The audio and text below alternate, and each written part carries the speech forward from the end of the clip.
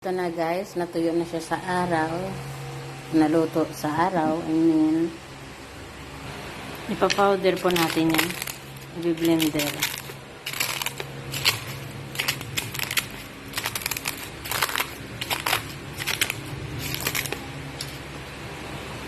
Yan na siya guys, lumiit na. I-blend po natin hanggang sa madurog siya.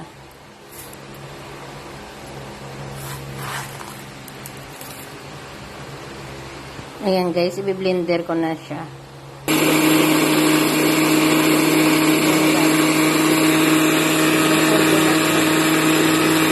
Yan na, powder na.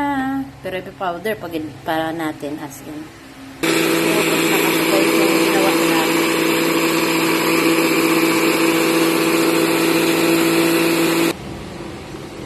Tingnan nyo guys, powder na powder siya. Ilalagay ko yan dito sa empty bottle. Ito yung magpapakain ako ng pusa ko. Nilalagyan ko ng 1 scoop. Ito yung pakain. Sa ano lang po. Isang bisis ang araw. Pagpatibay ng buto nila. So maganda na rin po ito sa katawan ng mga alaga natin. Sa tao rin po. Pwede rin daw to eh. Naubos na po kasi yung dati kong ginawa.